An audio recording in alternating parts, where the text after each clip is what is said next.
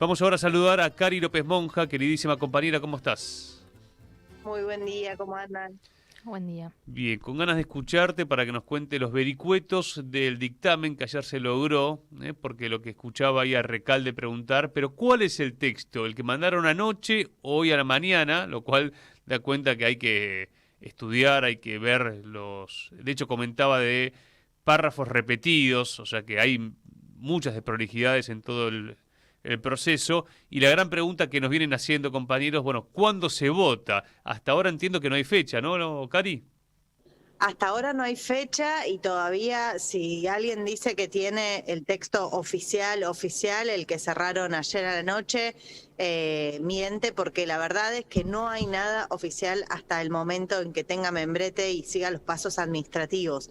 Recordemos que esto ya pasó cuando giró el proyecto, el dictamen de diputados al Senado y se modificaron algunas cuestiones, es decir, realmente aquí hasta que las cosas no estén firmadas y empiecen el circuito administrativo, uno no puede dar nada por hecho. ¿Qué sucedió ayer, Lucas? Comenzó el plenario de comisiones, empezó el debate y estaba trabada la cosa como veces anteriores, con un planteo de que no habían girado el dictamen con las modificaciones, con un reclamo de que al menos algunas de las modificaciones fueron planteadas por el senador Martín Lustó como maquillaje, como una modificación cosmética, cuando Lustó finalmente adelantó que iba a presentar un dictamen propio, el único radical con esta situación rara, ¿no? Es el presidente de la Unión Cívica Radical y es el único que va a votar un dictamen de minoría propio para marcar la diferencia con el dictamen de mayoría que ha definido el gobierno. Lo dejaron y claro, solo, lo dejaron solo como a De la Rúa, digamos. lo dejaron solo y lo presionaron mucho, ¿no? Tiene cuestionamientos por todos lados, el senador Lustó, pero planteó con mucha claridad que iba a hacer eso. De hecho, el otro voto que estaba en discusión, o la firma del dictamen que estaba en discusión, que era la del fueguino Pablo Blanco, que fue muy crítico durante, durante mucho tiempo a las privatizaciones, a la privatización de aerolíneas, a la privatización de los medios públicos, cuestionó el RIGI, bueno, tenía tantos cuestionamientos que uno imaginaba que no iba a firmar el dictamen y dijo que lo firmaba en disidencia, apelando un poco a la definición de su partido. Lo cierto es que los votos que necesitaba a última hora y que tuvo, hay que decirlo, la mano de fundamentalmente Guillermo Franco, flamante jefe de gabinete, para lograr los acuerdos, eran los de Carambia de Santa Cruz, Lucas, que también había amenazado con presentar un dictamen propio por la minoría y que finalmente termina acordando la firma, de alguna manera negociando con francos lo que tiene que ver con las regalías mineras para su provincia, para Santa Cruz, un hombre del gobernador Vidal de Santa Cruz, ¿no? Pasó del 3 al 5%. Habían planteado 15%, negociaron en 5%.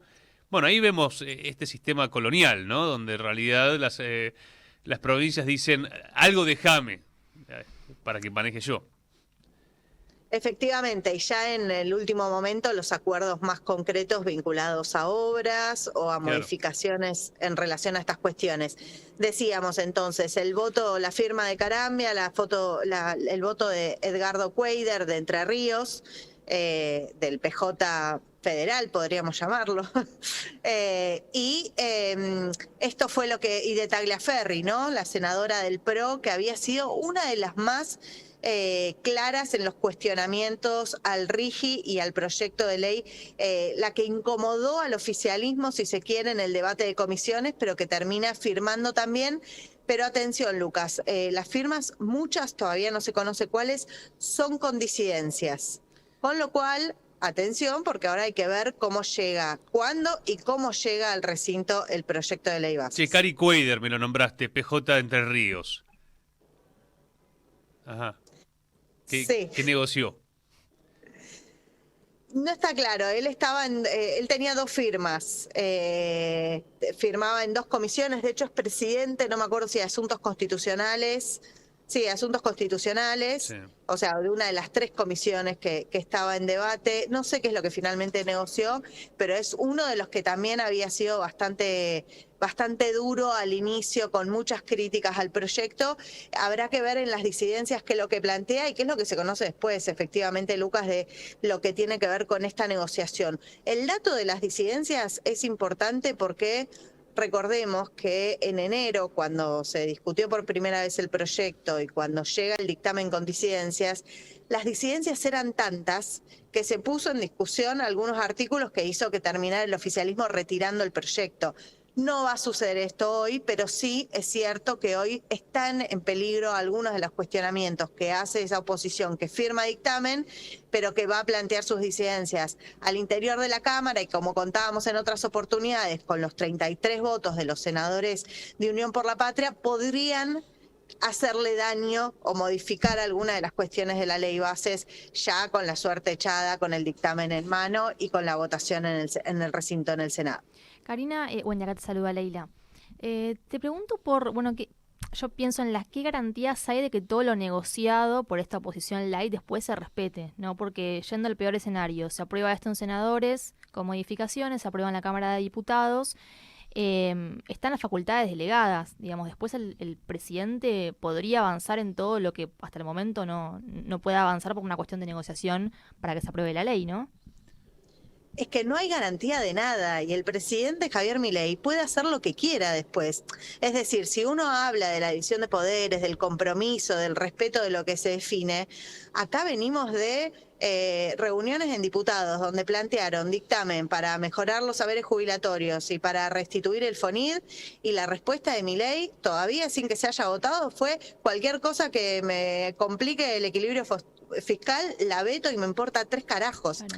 Es decir, las facultades delegadas lo que hacen es garantizar después que el Ejecutivo puede hacer lo que quiera. Hoy se compromete a no hacer determinadas cuestiones, mañana lo que escribió con las manos lo borra con el codo, y efectivamente le da una capacidad de definiciones que deja al Congreso casi sin tarea, ¿no? Digamos, o con tareas que después claramente pueden ser vetadas, definidas, avanzadas, más allá de los compromisos de palabra. Por eso también los compromisos de palabra el oficialismo los viene haciendo hace mucho y los incumple una vez y otra vez y otra vez, y ahí es donde no se termina de entender cómo las facultades delegadas no es algo que hayan quitado o que haya hecho más fuerza por parte de esa oposición dialoguista, que después se queja de que efectivamente Milei define y avanza por sobre el poder legislativo. Entonces, Cari, repasando, si llega al Senado, hay una mayoría simple, después hay que ver obviamente la votación en particular, vuelve a diputados, mayoría simple y sale la ley bases. Exactamente. Lo primero que hay que contar es que desde el momento en que el dictamen entre en el circuito administrativo tienen que pasar 7 días. Es decir, la posibilidad de que se discuta en el Senado al menos tiene que ser la semana que viene o la otra. Eso es lo que está el oficialismo analizando en este momento. Si sería más 4 de junio o 11, 12 de junio, no tengo el calendario acá, ¿no? Pero esas serían las posibles fechas, digo, también para pensar esa respuesta del pueblo organizado en relación a cómo se da. Perdón, ahí sería día miércoles o jueves, ¿no? ¿Sesión? Jueves. Los jueves. Jueves, día de sesión. Y un dato, porque venimos hablando de la ley bases, los 28 votos que necesitaban para la ley bases, lo del paquete fiscal todavía no está.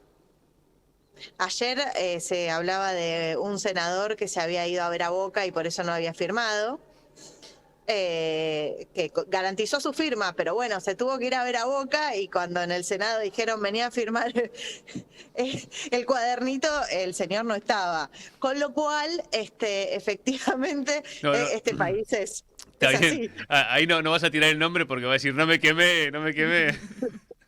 Me imagino que se sabe el nombre, pero bueno. Se sabe el nombre. Flavio Fama. ¿De dónde es Fama? ¿Qué es, libertario? No sé si es libertario o de la oposición dialoguista, es de Catamarca, no me acuerdo en este momento de qué partido es.